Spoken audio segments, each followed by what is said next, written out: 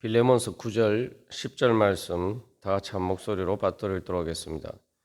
도리어 사랑으로서 강구하노라. 나이가 많은 나 바울은 지금 또 예수 그리스도를 위하여 갇힌 자 되어 갇힌 중에서 낳은 아들 오네시모를 위하여 내게 강구하노라. 사도 바울이 빌레몬에게 사랑으로서 강구하면서 바로 자기 자신은 예수 그리스도께 속해서 예수 그리스도로 해서 갇힌 자, 바로 예수 그리스도를 위해서 갇힌 예수 그리스도의 사신으로서 사절로서 그 예수 그리스도의 대사처럼 그렇게 사랑으로서 강구한다. 그렇게 이야기를 하고 있습니다. 그래서 여기서 이제 사도 바울이 자기 자신의 이제 정체성이 을 어떻게 인식하고 있는지를 잘 보여주고 있습니다. 그래서 예수 그리스도를 위하여서 갇힌 자 된 그 예수 그리스도의 사신으로서 또 지금까지 나이가 많도록 살아온 바울은 바로 예수 그리스도의 사랑의 줄에 매여서 살아온 사람이라는 거죠. 그래서 성령님을 통해서 예수 그리스도께서 사랑으로 간구하시는 그 은혜를 통해서 지금까지 자기가 그렇게 살아왔고 또 그 예수 그리스도를 대신해서 자기가 그렇게 사랑에 간구하심 성령님께서 그를 위해서 말할 수 없는 탄식으로 기도하시고 그것을 통해서 그가 또 구원받고 이방인의 사도로서 소명을 받고 지금까지 그 사랑의 줄에 이끌려온 것처럼 또 그가 지금까지도 그렇게 사랑으로서 광고하고 건면하면서 지금까지 사역을 행해 왔다는 거죠. 그렇기 때문에 이제도 이제 빌레몬에게 그렇게 사랑으로서 강구한다는 것입니다. 여기서 이제 사도 바울의 그 놀라운 이 인식을 보여주고 있어요. 자기 자신과 자기 자신이 처한 상황에 대해서 어떻게 예수 그리스도 안에 속해 있다라는 그런 영적인 인식을 보여주고 있습니다.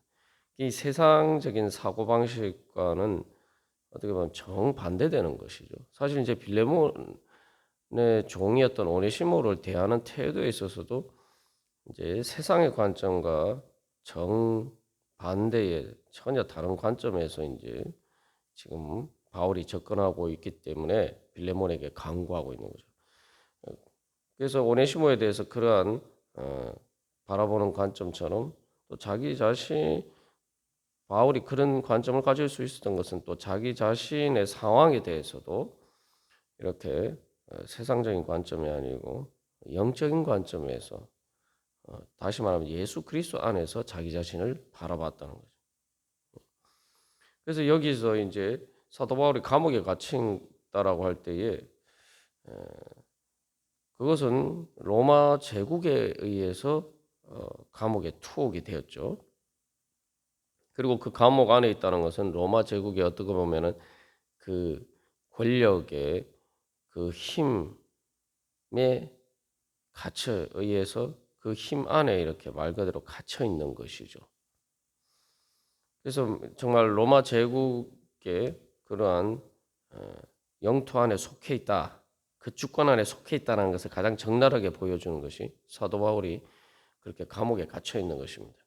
근데 사도 바울은 내가 로마 제국에 의해서 또한 그 로마 제국의 그러한 법과 권력에 의해서 내가 갇혀 있다라고 이야기하지 않고 주체가 예수 그리스도라고 이야기하고 그러니까 예수 그리스도에 의해서 예수 그리스도께 속해서 예수 그리스도 안에서 예수 그리스도의 그 주권은 사랑의 주권에 따라서 자기는 갇힌 자가 되었다라고 이야기를 한 겁니다.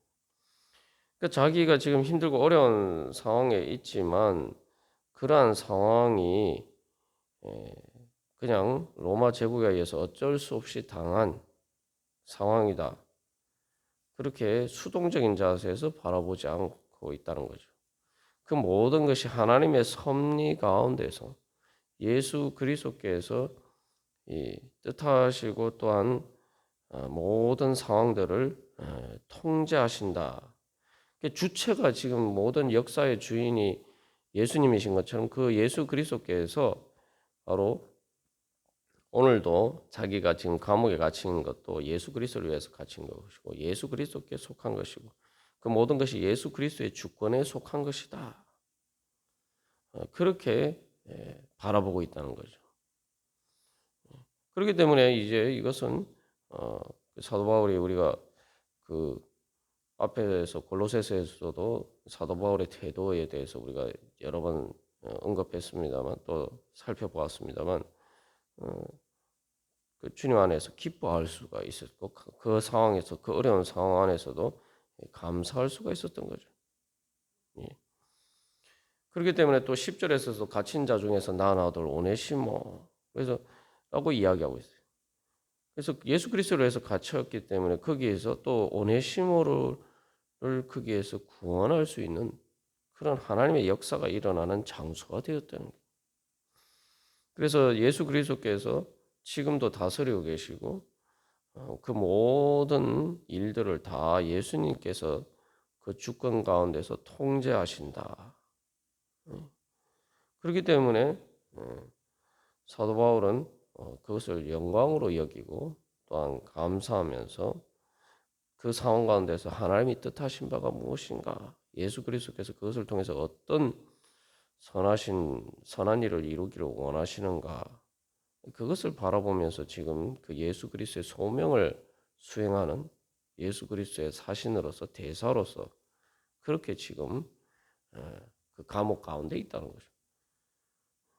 그렇기 때문에 거기서 이제 사도 바울이 발견한 뜻은 골로새서에서도 이야기하고 있는 것처럼 또 빌립보에서도 이야기하고 있는데 바로 그 감옥에서 바로 오네시모라는 영혼을 구원하는 그러한 또 하나님의 섭리의 역사들을 경험하게 되는 거예요. 그래서 이제 여기서 이 사도 바울을 통해서 우리가 배워야 될 것은 우리가 예수 그리스도 안에서 우리 자신을 늘 바라봐야 됩니다. 내가 어떤 상황에 있든지 예수 그리스도 안에서 내 자신의 어떤 위치에 있는가 늘 이것을 바라봐야 된다는 거죠. 그리고 한 걸음 더 나가서 내가 정말 예수 그리스도 때문에 이런 상황에 있는가 또 이것이 사실은 더 중요하죠. 우리가 힘들고 어려운 상황에 있어도 내가 예수 그리스도 때문에 있다면 영광입니다. 지금 그래서 사도 바울이 예수 그리스도를 위하여서 예수 그리스도께 속해서 갇힌 자 중에 있다면은 이 예수님께서 모든 것을 다 책임지시는 거죠. 이게 바로 사도 바울의 믿음입니다. 그래서 이제 예수 그리스도를 속해서 갇힌 자가 됐다. 예수 그리스도의 갇힌 자가 되었다라고 할 때 이게 이제 내가 주님과 내가 이렇게 하나가 되었다. 나는 주님께 완전히 속했다. 그 사랑의 연합의 관점에서 이제 사도 바울은 자기 자신의 상황을 바라보고 있다. 그러려면 여기서 중요한 전제는 내가 어떤 행동을 결정할 때에 내가 예수 그리스도의 주권에 따라서 예수 그리스도를 위해서 내가 행동하느냐는 거죠.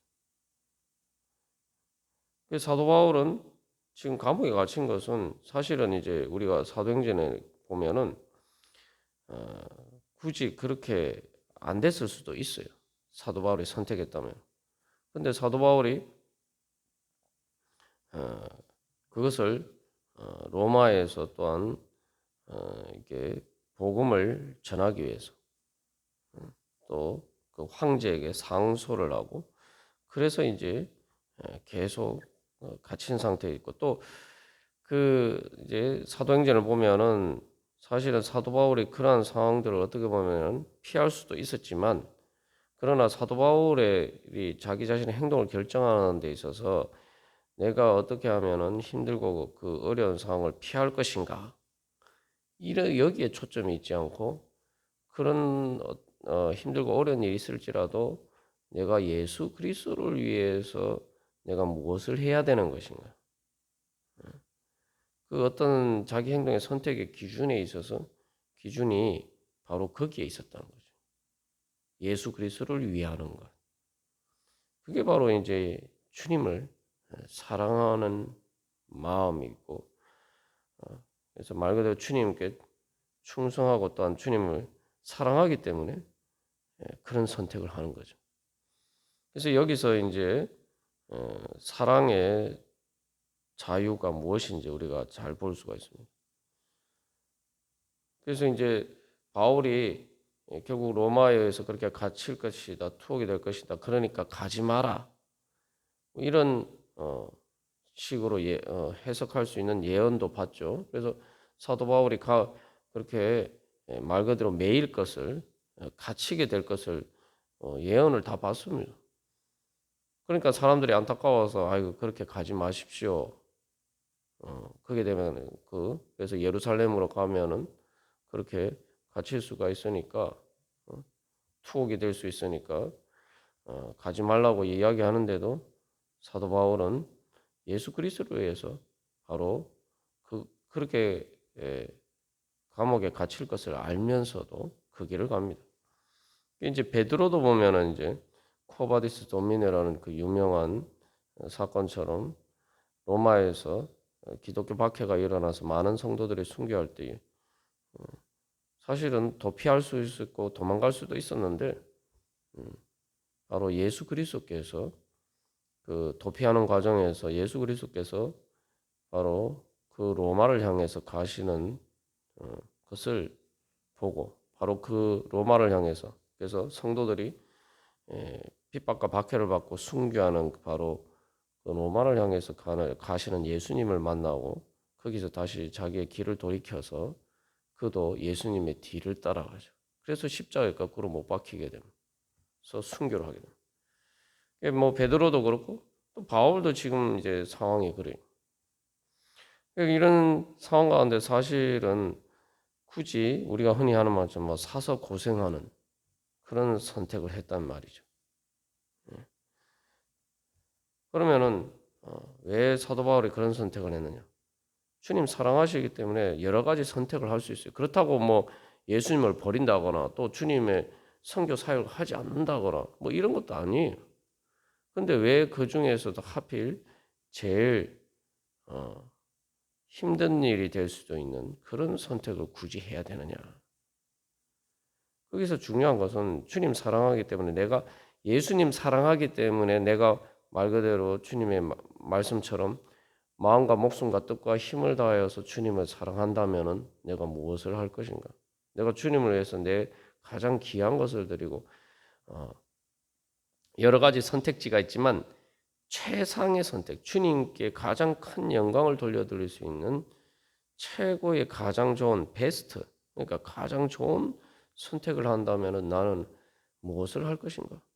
가장 좋은 길을 선택했기 때문에 결국 그 길이 하나밖에 안 보이는 거죠. 나는 그 길을 갈 수밖에 없다는 거예요. 그게 이제 사도 바울의 선택이고 그래서 자기는 계속 예수 그리스도를 위하여서 나는 갇힌 자가 되었다. 이게 사실은 이제 자랑하는 거죠. 우리는 세상에서 뭐 이 세상 사람들 보는 관점에서도 뭐 이렇게 잘된 것 우리가 그런 걸 이제 자랑이라고 생각할 때도 많고 물론 하나님이 은혜를 주셔서 우리가 또 축복을 받으면 그런 것도 또 간증하면서 주님께 영광 돌릴 수 있습니다. 근데 중요한 것은 우리의 자랑 가운데 나는 주님 사랑하기 때문에 인간적으로 보면은 가장 힘든 길이지만 그러나 주님께 영광 돌리고 주님을 사랑하는 관점에서 보면 그것이 가장 좋은 길이기 때문에 나는 그 최상으로 최고로 주님 사랑하는 길을 선택했다. 우리가 이러한 자랑을 할 수 있는 삶을 산다면은 정말 사도 바울처럼 나는 예수 그리스도에 의해서 갇힌 자이기 때문에 나는 주님께 속한 자고 그럴 때 우리가 사실은 사도 바울이 나는 예수 그리스도의 사신이다. 나는 예수 그리스도의 사절이다. 이렇게 사실은 당당하게 이야기를 할 수가 있는 거죠.